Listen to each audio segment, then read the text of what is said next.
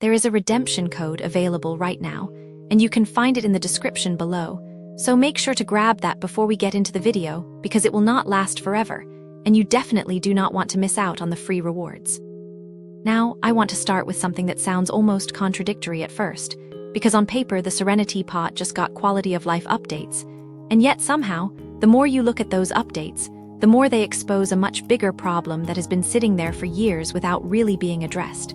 Because when players saw the changes, the reaction was not just excitement, it was something closer to, wait, why does this system still feel so restrictive in 2026? And that question ends up leading us into a surprisingly deep rabbit hole. At first glance, the new updates look genuinely good, especially the 4-hour production time decrease and crafting queue going from 10 to 15. Because if you have ever tried to decorate your teapot seriously, then you already know the exact moment where your motivation dies. It is not when placing items, it is when you realize you need to wait hours, or even days, just to craft the furniture you want. One player described it perfectly by saying, "I often get that itch to decorate my teapot, but as soon as I get to crafting the furniture I drop it." Which is such a simple statement, but it captures a core problem with the system, because the game is essentially interrupting creativity with artificial delays. And this is where the first layer of curiosity appears, because if crafting time is the issue, and they are reducing it, then why are people still unsatisfied? The answer starts to reveal itself when you look at how many different systems are stacked on top of each other, because crafting is not just time-gated, it is also material-gated, and then on top of that, progression is gated through coins, and then coins themselves are time-gated again. So even if you remove one layer, the rest are still there.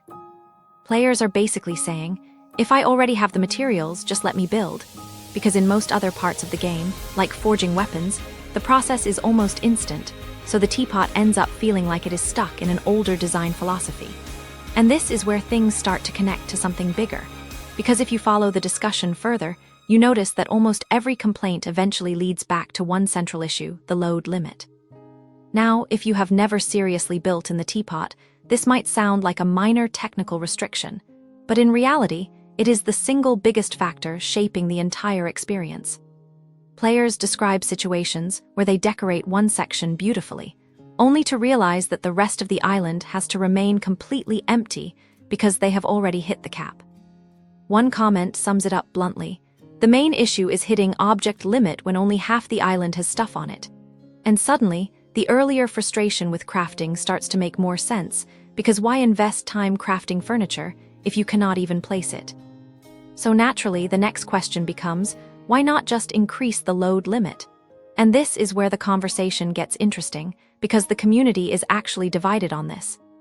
On one side, you have players saying things like, just increase the load limit, or even they could double it and my FPS would be fine, which reflects the experience of people playing on stronger devices who feel artificially restricted. But on the other side, you have players pushing back, not because they like the limitation, but because they understand the technical risk behind removing it. And this is where we get into something that is rarely explained clearly: the difference between static environments and player-created ones. In the open world, areas like Fontaine can feel massive and detailed, but they rely on optimization techniques like level of detail scaling, occlusion culling, and selective rendering, meaning the game is constantly deciding what to show and what to hide based on your camera and position. But in the teapot, players can place objects anywhere, in any combination, with no predictable structure, which makes those optimizations much harder to apply. One player even shared an extreme example of joining a custom map that was so overloaded it nearly crashed their entire PC, which sounds dramatic, but it illustrates exactly what happens when limits are removed without safeguards. And this leads to a kind of lose-lose scenario for the developers. Because if they increase the limit, some players will inevitably push it to the extreme and then complain about performance issues, but if they keep the limit, other players will complain about the lack of creative freedom. One comment captures this tension perfectly by saying that players often know what they want in the moment, but not the full consequences of it. So instead of a simple solution, we end up with a compromise that satisfies no one completely. But here is where the story takes another turn, because even if we accept that the load limit cannot be easily increased, there are still other systems that feel unnecessarily restrictive. And this is where coins come in. Realm currency, or coins, are supposed to be the backbone of the Teapot's progression. But the numbers tell a different story, because at maximum efficiency, players earn roughly 5,000 coins per week, which sounds fine until you realize how many things you are expected to buy with it. Blueprints, resin, experience books, furniture, everything pulls from the same limited pool. One player breaks it down very directly, saying that after buying weekly essentials, most of their income is already gone, leaving very little room for actual creativity or expansion.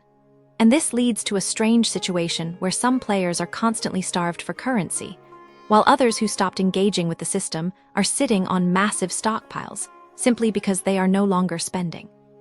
So again, the same pattern appears, restriction layered on top of restriction. Players suggest relatively simple improvements, like increasing coin income, removing the cap, or allowing multiple realms to contribute instead of only counting the highest one. And when you hear these ideas, they do not sound unreasonable, which makes the current design feel even more outdated.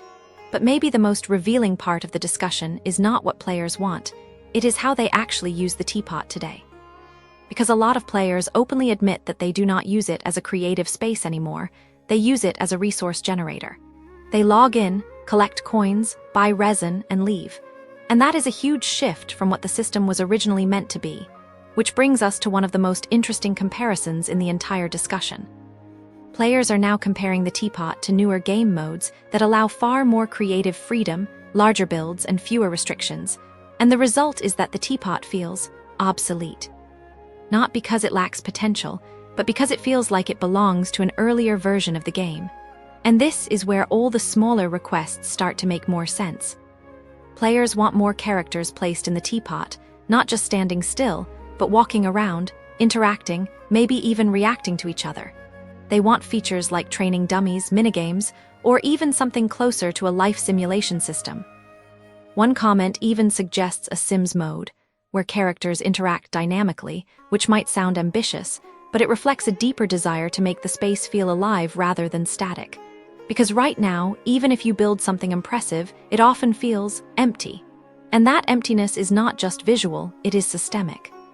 So when you step back and look at everything together, the new quality of life updates start to feel less like a solution and more like a reminder of what the system could be. The production time decrease is good, the queue is useful, but they do not address the core issues of freedom, progression, and interaction. And this is where the real question emerges. Is the Serenitea Pot something that will eventually evolve into a fully realized creative system, or will it remain a side feature that players only visit out of obligation? Because right now, it feels like it is stuck somewhere in between. What makes this especially interesting is that the developers have shown they can create highly complex systems elsewhere in the game, which means the limitations here are not just about capability, they are about priorities. And that is why this discussion keeps coming back, patch after patch, year after year. So now I am curious what you think, because this is one of those topics where the community is clearly divided. Do you think the Teapot should push toward more freedom, even if it risks performance issues? Or do you think the current limitations are necessary to keep the game stable across all devices? Let me know your thoughts in the comments below, because I will be reading through them, and I am really interested to see where most people stand on this. And if you enjoyed this breakdown, make sure to like the video and subscribe for more Genshin Impact discussions like this, because there is always something interesting happening beneath the surface if you take the time to look for it. And once again, do not forget to check the description for that redemption code before it expires.